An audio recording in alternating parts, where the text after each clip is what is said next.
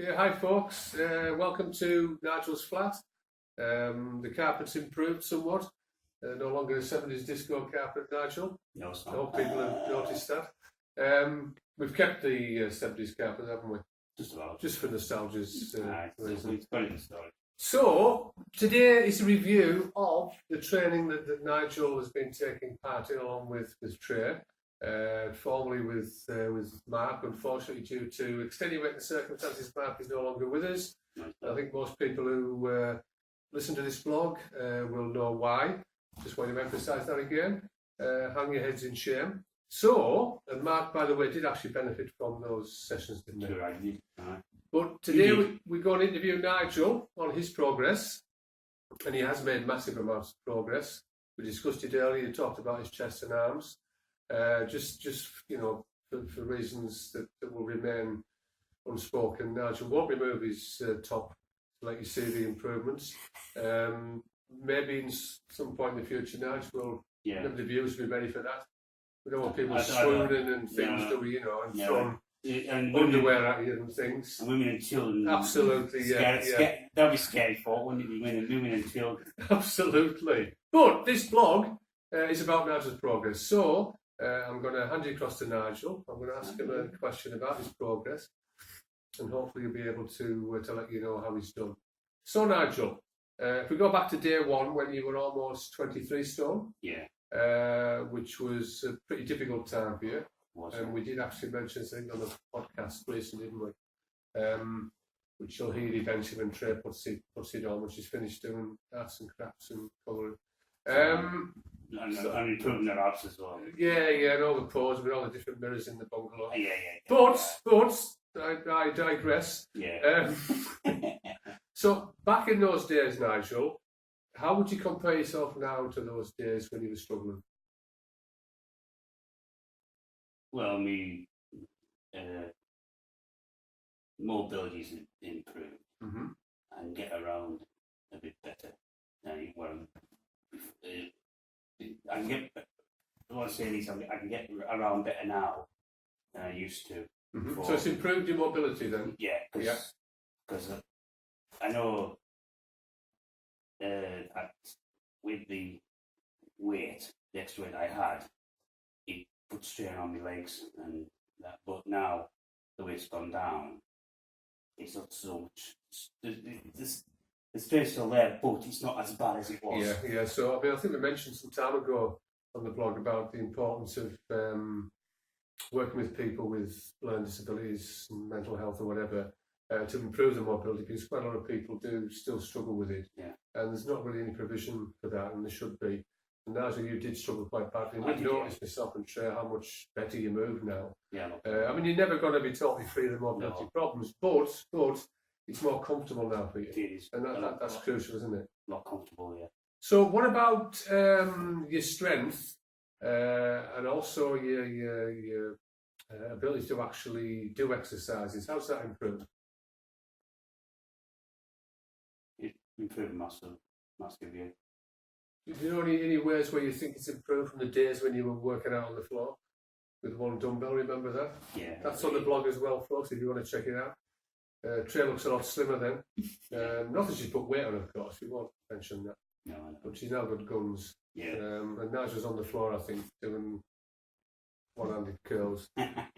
So, I mean, I see, Nigel, that you have a zest to do it. You have a desire to do it. You know, you want to do it. I mean, there's a number of times now where you've actually talked to me and you've said, I did such and such and such and such. And you keep a record of that now anyway, don't you? On paper. So what's changed then from the days of being on the floor with one dumbbell? What's changed now about you working out? Someone with learning disabilities and someone on the autistic spectrum is now proving to us that he can work out at a really kind of high level. How does it make you feel?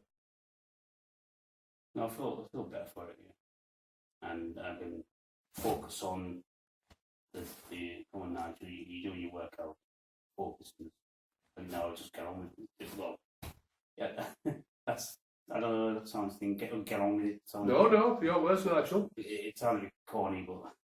Well, he's the most important person, isn't he, Trey?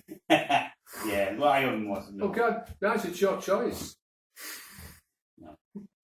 Don't do that. Little plug there. Yeah, it has improved. I can, instead of like straining to get up off the floor, I can actually get up and stand up properly without struggling to get up.